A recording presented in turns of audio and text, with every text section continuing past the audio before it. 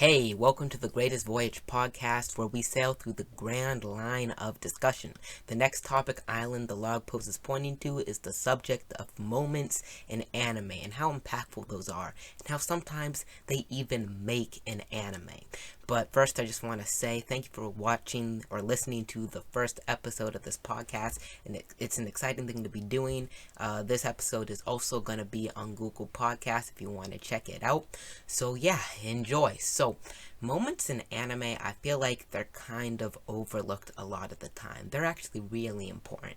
So first, you might want to know what I'm talking about when I say moment. So when I'm talking about a moment, I mean a moment in an anime where there's a spike of emotion in the audience and or the characters to drive home a point. So basically what I mean by that, if you're looking at a moment like when Luffy punched the Celestial Dragon, when he punched Saint Charlo. So that's a pretty iconic moment in the series, and people will refer to it as such. Like, this was an iconic moment, and there are reasons these moments are so iconic and why they have so much, how do you put this, just so much impact, why these moments stand out in your mind. That's intentional, and that's lots of times what draws one into this series. So when Luffy punched the Celestial Dragon, that wasn't just a mere punch. There was a lot of tension and building up. So just talking about what defines a moment and what makes a moment, first, you just want to recognize the fact that there is so much tension built up. So much tension built up. And that actually, from what I've noticed, that just completely skyrockets the release of that tension when the moment happens, because you can feel the tension building, you can feel something's about to happen, and when it's expounded upon in the moment, the tension releases. So Luffy, he's got his fist up, he's walking toward the Celestial Dragon after they shot Hachi. So you could just feel something's about to go down. It's like the air almost went out of your throat because of the animation, and even in the manga, how the manga is drawn. Everything goes kind of dark. There's just that look on Luffy's face. It slows down. You can see Charlo's kind of like, what? But it's all like slowed down. Almost like when you hear a slowed down heartbeat. That just slow. Oomph. Oomph. Oomph. You know what I mean? And you can just feel this tension. And you're wondering how it's going to be released. Is it going to be released negatively, or positively, or somewhere in between? Just all subconsciously. So the tension is building up to something, which is going to be the moment, which impacts the story so much. Luffy, he walks up to the Celestial Dragon. Everything else fades away, because all they want you to focus on is this punch. So Luffy, he's got his fist back. He cocks it back, and the Celestial Dragon is like, what's happening? He wouldn't dare hit me, would he? He doesn't even say that out loud. You can see it all over his face. And this is part of what makes the moment. Usually in moments, there aren't many words. It's just the feel. The feelings it communicates to you in the manga or in the anime. You can just feel it. You don't even have to be explained to what's going on. You can just feel it. Luffy steps forward and plants his foot. And in slow motion almost, his fist connects with Charlos's. And everything goes white and almost non-animated. Like it's white with only a few lines around, and the lines are kind of jittery. And everything, all that tension that was built up, is just released in a huge explosion where Luffy just goes BAM! The fist connects with Charlos's face. It slow motions down to where the fist meets the cheek. Charlos's cheek is going in. Luffy's fist is just pressing forward. Luffy's face is just a picture of utter and complete rage at Charlos for shooting Hachi. And Charlos just goes boom! The line, and of course, as we know, that summons the admirals, Kizaru to be specific, and he starts going after the Kid Pirates, the Straw Hats, the Heart Pirates, and all of that. So that is a moment, because moments also usually connect something else to it. Sometimes it's even a bridge. Sometimes the moment is a moment in and of itself, but like in that case, it was connecting them being in the slave auction house to escaping, or attempting to escape anyway, from the Marines. But that moment, the tension built up and how it was released, that is an iconic moment that most One Piece fans are going to remember for as long as they're thinking about the series, possibly even forever. That moment, all the tension, all the build up to that moment, to the release of it, and the most epic fashion, really does constitute what a moment is. And there are a lot of other moments like that I could talk about. But first, before I talk about other moments and why they're so cool, because, and another thing moments do, I'm going to be talking about, I feel like some people might be here thinking like, yes, cool, moments are cool and all, but there are moments in other genres, there are moments in other mediums of entertainment. So that is true, that is definitely true, I'm not going to deny that. But anime moments, anime slash manga, the moments are a little bit different. So take Marvel, for example. And I'm just going to cook up a hypothetical situation that, just comes straight out of the head. It didn't even happen in a movie, per se. Say Thanos, he has Captain America by the shirt, up in the air. Big purple fists, just have Captain America's shirt bunched up, holding him towards the sky, toward the clouds, toward everything that is above. He's got his fists pulled back, and he's about to bust the captain's head off. Then Iron Man swoops in and punches Thanos in the face, grabs Captain, and flies out of harm's way. Now, the way I just described it, that's sort of anime-ish, because how I'm describing it, they're holding him up to the clouds. Probably many of you, especially if you watch anime, you're kind of thinking slow motion, fist cocked back. And then Iron Man swoops in that anime style and saves him, because, you're watching an anime podcast, so you're probably familiar with anime. But if that was in Avengers, what it would probably be like is Thanos has Captain America in that same position, but there's no slow-mo. They're probably having some sort of dialogue, and Captain America's probably kind of, wriggling, kicking, showing resistance, and he's like, you'll never get away with this. But then Iron Man, in the flash of an instant, punches Thanos and flies out of there, like normal speed, how one would imagine it happening in the real world. So it's like there is tension, but not like that same type of innate, ingrained tension. So like, what I'm trying to say, I don't know if I'm explaining it well enough. You just got Iron Man there. There's no slow-mo, there's no like special effects, there's nothing to necessarily like communicate to you. This is what you're seeing. Thanos has just fought Captain America. He has him in the air, and Iron Man swoops in almost faster than you can see, like blast or punches Thanos in the face, grabs Captain, and goes out of there. And Captain would probably be like, thanks, and Iron Man's like, I don't know, like, no problem, or be more careful. And then they go on fighting, normal speed, just like just how it happens in Marvel. I'm sure some of you can think of a similar situation, like, you can see what I'm trying to portray. Now, I'm just gonna compare this if it was an anime. So, instead of Thanos, has Captain up in the air, Iron Man swoops in, punch, zoom out, keep going on with life. What would probably happen is something more like this. Thanos, he's got Captain America held up in the air. Slow motion, white in the background. And remember, this is specifically for One Piece, but it does happen in other anime too, obviously. But what I'm describing right now, this is definitely One Piece-ified, so, bear with it. So, Thanos has Captain America up in the air. Captain America, you hear this wind sound as wind blows slowly past, even though fast at the same time. The background goes white. The image pans across Thanos' evil smiling face, and Captain America's sweating, angry face because he knows he's about to die. Thanos pulls back his fist slowly, still in the whiteness. There's no music, just that blowing of wind. Then ominous music starts to play. Captain America, his eyes widen, just kind of, in shock, in preparation. Maybe you'll hear him think. Maybe you'll hear his thoughts like, dang it, how could this have happened? Of course, in Japanese, because, we don't do dub here. No hate to dub. No hate to dub watchers. If you want to watch dub, that is completely okay. But, he's like, dang it, this is it. His eyes close in defeat.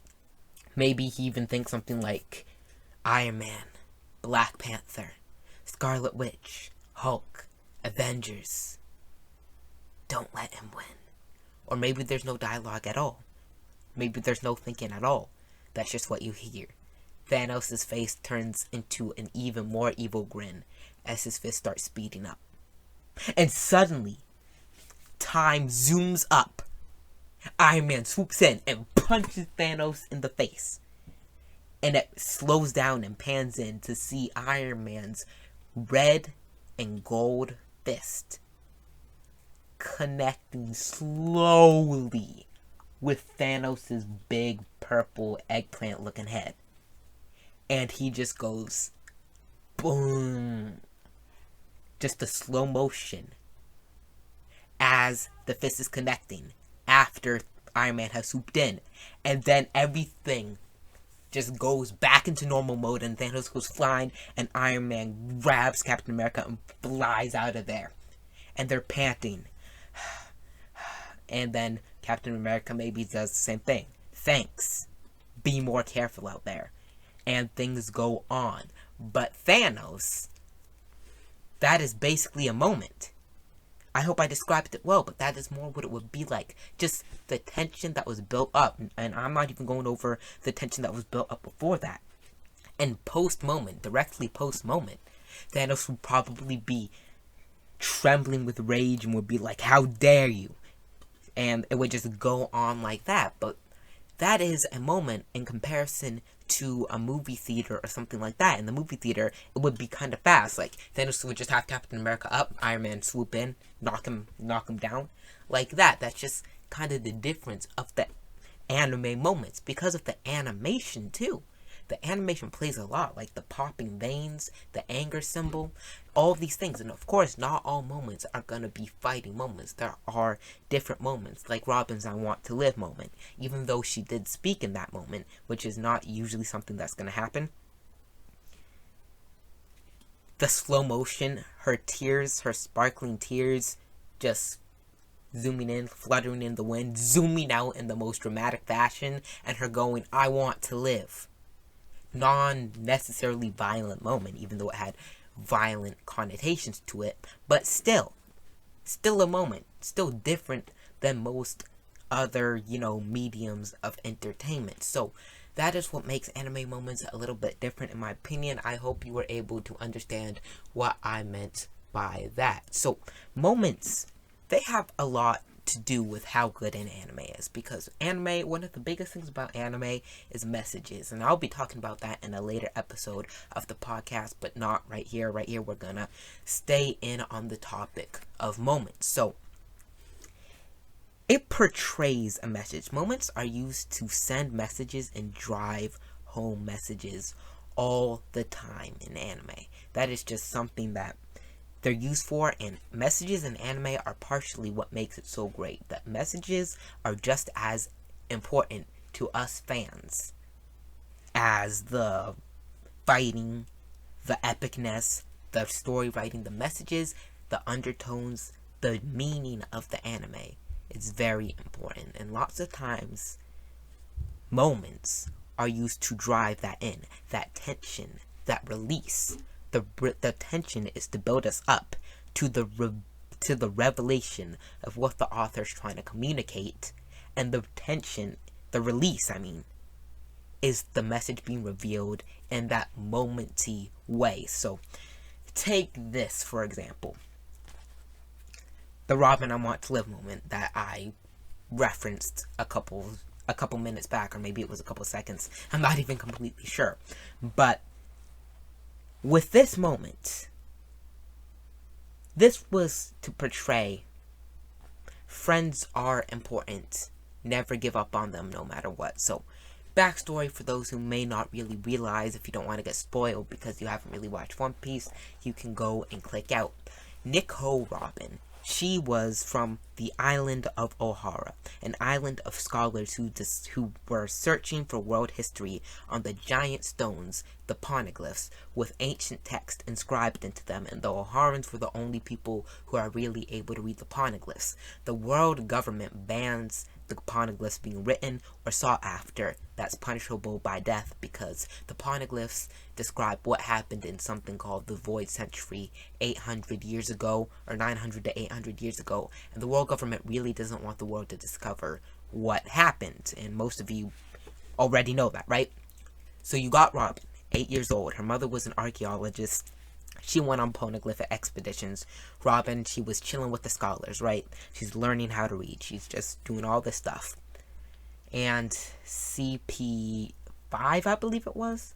I feel like one of the Cypher Poles came. I can't remember exactly which Cypher Pole agency came. I feel like it was CP5 for some reason. Tell me, like, I'm just gonna say it was CP5, but CP5 say, or not even CP5, let's just say the government. Government pulls up, they're like, basically told Clover.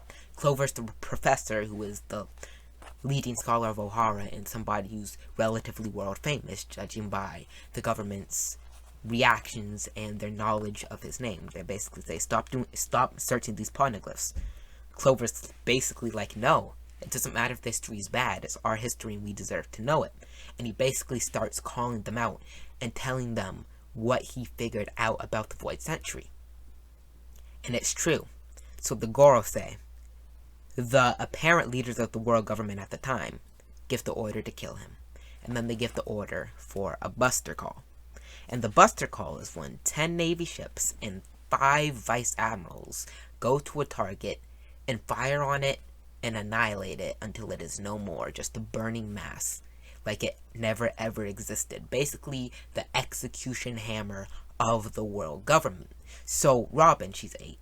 She's the only survivor of Ohara, because Vice Admiral Aokiji at the time, who later would become the Admiral, let her escape. And that ingrained some sort of extreme psychological fear of buster calls in Nico Robin, which is understandable. And she never trusted people, right? She just used people, go to the next, to stay alive, because the world government desperately wanted to kill her. 79 million belly bounty on her at the age of 8. They wanted her dead. She would just use organizations and run as a cover so she could get away from the world government. Then, finally, in Alabasta, as the whole complex is crumbling around her because she's gonna die, she's like, you know what, I'm not even gonna escape. Life is worthless. I wanna die. Luffy saves her and she tells him to put her down because she wants to die. He basically says, you can't give me orders. She goes for the Straw Hats, but they're so nice to her and she actually develops genuine feelings for them, different than any of the other groups she's been with, and she actually comes to love them and to care about them. Now we go to Water 7. She's chilling with Chopper. Chopper goes into the bookstore. CP9, and this is another moment. Let me just talk about this moment for a second too. Robin, she's just waiting for Chopper with a smile on her face. A masked man, who we later find out is Blueno, walks past her, and everything slows down. It goes white again. You hear that rushing wind. You see the lines of wind flickering across the screen. Blueno says, CP9. Robin's eyes widen. You can almost feel her body go cold. And just the fear in her eyes. Blueno walks away. And Robin disappears. And of course, we come out to find that CP9 said the Buster called the Straw Hats and killed them if Robin didn't do what they said. And Robin, fully intent on sacrificing her life, going to Enna's lobby and getting executed so the Straw Hats will stay safe. Like, that's what she was going to do because she actually cared about them. And you find out about this. She cared about them so much, she said she doesn't care if the world burns as long as they're safe. So that really showed, that's a lot of buildup, right? That buildup, all this tension, all these facts, all these pieces are coming together. Now, We go down his lobby. The Straw Hats, now they're all on the turrets of the wall. Robin's basically saying go away. But they talk somewhat. And Luffy's like, say you want to live. And again, everything just seems to slow down for us watchers. Then tears start trickling out. Her head throws up. Sparkling tears splash across the screen. And it zooms out dramatically. And she screams, I want to live. She had been planning to die for them. But now this changes that. And they get the green light to go on to the whole rest of the arc and save her. So what I'm going on this is the moment, the build-up, and the release of such tension, of such backstory. That's just something that is very powerful. And that just drives home the message. Never give up on your friends. Because if the Straw Hats had been like, Robin told us she doesn't want to sail with us anymore. Oh, too bad. We're out. Bye. Was fun. Robin would be dead. And that moment, the inner feeling she was trying to suppress, coming out in an explosion saying, I want to live. That's impactful, man. And that drives home the point Oda was trying to say with that scene. The moments really they just drill in a point. They really do. And another moment that was talking about, I guess, defending people. If we're talking about Doflamingo and Luffy, when Luffy stopped Doflamingo's foot. Now this is my personal second favorite moment. I'm going to talk about my favorite moment near the end of the podcast. But moments are epic. And they drive home messages. Because that Robin moment, that was also epic, but that was more heartwarming than epic. Now this one drives home a message, and it's just straight up epic. So, Doflamingo has Law, Trafalgar Water Law on the ground. So Law and Luffy have a weird relationship. They're pirate allies, 2 members of the worst generation, right? And we all love the worst generation. You know what we're saying? You know, just Capone Beige, Jewelry Bonnie, you know, Basil Hawkins, X Drake, you know what I'm saying? Scratchman Apu, Eustace Kid, Massacre Sorter Killer, Roanoke Zoro, Monkey D. Luffy, just all of these people. Mad Monkey Rouge. Just like talking about the worst generation honestly gets me a little bit hype because they're just all so cool. Like, I actually really like the concept of the worst generation, and I think they're all pretty cool, but that's a little bit of a tangent. But anyway, as I'm saying, they're 2 allies from the worst generation, which was big in the news. That made everybody go like, whoa, worst generation, 2 of the pirates of the worst generation coming together. Yo, what is this? Like, this is actually big. And of course, Kid, Apu, and Hawkins had allied before. But this was also big because, the Surgeon of Death and Straw Hat coming together. That's a big deal. Now, for Luffy, since he's a little bit of an idiot, when somebody says ally, he goes, friend, I got another friend. But Law's thinking ally. So he's like, these guys are not my friends. They are my allies. I'm going to use them to get my goal. Because we're allies for a common goal to take down Kaido, which goes through taking down the Smile Factory and Dressrosa, but ended up getting out of hand and they started fighting Doflamingo. For Law, Luffy's not his friend. Like, the Straw Hats are rubbing off on him, sure. He likes them, but Luffy's not his friend. He's not. Not for Law, anyway. Doflamingo has Trafalgar Water Law on the ground. Law wanted revenge for Corazon, who was basically like a father to him, who Doflamingo killed. And Corazon was Doflamingo's younger brother. Don Quixote Rocinante being his real name. From the Celestial Dragons who left Mary Joie, Don Quixote Rocinante, Don Quixote Doflamingo, you know what I mean? But Doflamingo killed him, and Law has hated Doflamingo ever since. Law thought he was strong enough to take Doffy down, and he almost was. He could hang with Doffy for a bit, you know what I mean? But at the end of the day, Doflamingo was stronger. Law's on the ground, hand over his face. Tears are leaking out. And remember, Trafalgar D. Waterlaw, he's an epic character. He doesn't cry much. Or like at all. Like, he's that tactician, that smart, that calculating, that tactical, epic dude who's also really strong. He's not one to cry. He's tough. He's smart. Hand is on his face. Tears are leaking out. Doflamingo smiles his evil demon smile, that heavenly demon smile, and lifts up his leg. And that foot, slow motion, everything seems kind of X-ray-like now. Or not necessarily X-ray, but like, you know, there's greenish everywhere. Everything's kind of darker. That foot starts coming down. Coming down. And Law goes, Ksaw! Because he knows his time has come. And he couldn't avenge Corazon. Out of nowhere, boom! Luffy's foot goes above his face and Doffy's foot slams down into Luffy's foot. And Luffy stops it just above Law's prone body. And Luffy glares at Doflamingo.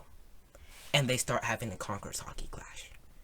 Now that moment, remember, this is somebody Law does not consider a friend. Law doesn't consider Luffy his friend, just his ally, just his pawn. And Luffy, but for Luffy, Law was his friend now. And he wasn't going to let Doflamingo touch him anymore. He used his foot, and think about it. If you stick your foot down out in front of somebody's foot that's stomping down, that shouldn't stop it. But Luffy's resolve was so much, he was able to keep his leg in the air without much force to stop Doflamingo's helped by gravity death stomp that would have crushed Law's skull, according to Doffy himself. And then they started having a Conqueror's Hockey clash. Just like two kings fighting, you know what I mean? The epicness of that is almost unbeatable. And then for somebody like Luffy, like, you can just see how he wasn't thinking all that. He was just saving his friend. But for us, that's impactful. Just seeing Luffy do that for somebody who doesn't even consider him a friend. And that's just how epic moments are. So before I wrap up this episode of the podcast, I just want to relate to y'all my favorite moment in One Piece. This is not most people's favorite moment in One Piece. It's the moment that is on the thumbnail of the podcast in the YouTube video. If you're listening on Google Podcast, you wouldn't necessarily know what I'm talking about. But you got Doflamingo again on Punk Hazard, one of the most hated arcs in the series, but I thought Punk Hazard was straight. But that's besides the point. Maybe we'll talk about Punk Hazard at a different time. You got Doflamingo over Smoker, over Vice Admiral Smoker, over White Chase Smoker. Smoker is bleeding. He's out. He's breathing hard. He's bleeding despite being a Logia. Doflamingo's on top of him. Doflamingo's like, with that heavenly demon smile. He lifts up his hand in that Doflamingo death pose. So, like, you know, the fingers kind of splayed, middle finger down the most, then the ring finger a little bit above that, then the pinky and pointer finger at the top, and the thumb kind of just wherever. The thumb just like a little bit in the middle of where the middle finger is, about to come down and string slice Smoker out of the world of the living forever. Suddenly, you just hear, "Hey, that's my friend you got there. Mind backing up a bit?"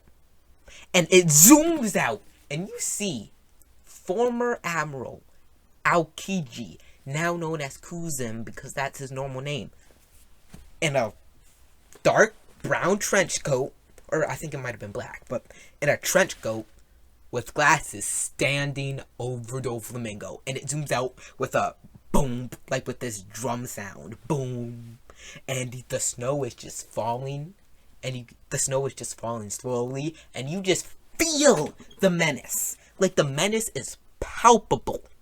It is palpable. And Doflamingo, his face goes from, like, his face just goes, like, boom. Oh, crap. Because he knew that this wasn't gonna go well. Because the way the moment was built up, nobody thought that Doflamingo was gonna kill Smoker, but nobody knew how he was not gonna do it. I feel like we got some hints of Aokiji's presence before, but him just appearing over Doflamingo and Doflamingo stopping, that was just not even necessarily sending some sort of message, but that was epic. That was so epic, and that's why it's my favorite moment. And afterwards, as we know, Doflamingo still tried to kill Smoker. Aokiji completely froze him solid. You know what I'm saying? So that was a really cool moment in the story. So this is why moments are important in an anime. They drive home points and they drive home epicness. And all your favorite fights, if anyone tells you about their favorite fight, usually it's gonna have some big moments. Like, obviously, that slick animation, like in the Dragon Ball Super Broly movie, where Broly and Gogeta are just going like boom, boom, boom, boom, boom, and going across the sky. Usually, when there's a fighting moment, like even in battles, there's some sort of semblance of moments when it ends, where there's that final clash, where the victor of the clash barely pulls out and beats the other one. That's sort of a moment in and of itself. But moments in anime, they're so important because they are the main tool for instilling the morals and the motives of the anime into you, for revealing stuff. They're the main tool for revealing major stuff.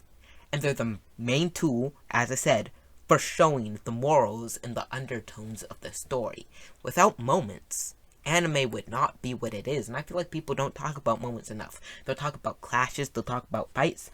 But these moments, Luffy stopping Doflamingo's foot, Luffy punching the Celestial Dragon, like Robin saying, "I want to live," those are all talked about, but people don't really think about their impact. And if you're trying to look at a series outside of One Piece, like, take Naruto, for example. Like, if I can, like, Sasuke, this was a very, very minor moment, but him just appearing out of nowhere on the ceiling of the Council of all the Hokage in the Winterland. I forget what it's called. I haven't watched Naruto in a while. I apologize. Or, like, take Hunter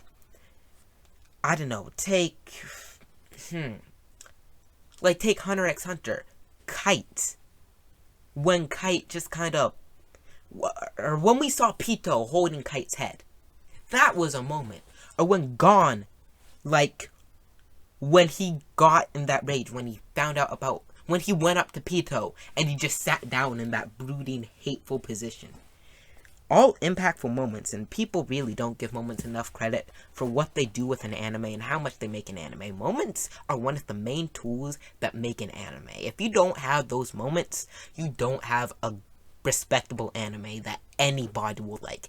Every good anime has these moments, and just to sum up what a moment is again, it is a moment in an anime with a bunch of tension and build-up, with a release that's either positive or negative to drive in a point.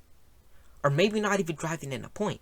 Sometimes it's just that build-up and release to drive in the point of epicness, which is a point, I guess, in a sense, but lots of times it's used to drive in meaningful points. And points in anime, as I said before, I will be talking about that on a later date, but that's basically gonna be it for this podcast. I just wanted to talk about anime moments because, as I said, they're kind of underrated. They're so important, but people don't talk about the impact they have enough. Anime moments make the anime. Anime moments are what draws you in lots of the time. Like that moment of when Luffy was crying on Shanks's, like, shoulder, and it zoomed out, and Shanks lost his arm. You're like, whoa, this dude lost his arm for this kid, Luffy. That drew a lot of people into the series who read the manga, who didn't watch the anime, because the anime had Alfred as the first villain, of course. But the people who read the manga from the beginning, that scene, that moment of Shanks' bloody, cut, or bit off arm, that impactful moment drew you in. Moments draw you in. Moments make you to stay. Moments leave you in awe. Every single moment, every single major moment, I think any weeb would tell you, leave them in awe. And I feel like it would leave a lot of people in awe if they actually watched it. It's different from other mediums, and it's something that's only specific to anime. Not like there aren't moments in other mediums, but that specific style of going about it, that's something only an anime can do. So, yeah. Thank you for listening to this episode of the Greatest Voyage Podcast. Next podcast episode is going to be coming out on Tuesday. And yes, thank you for listening.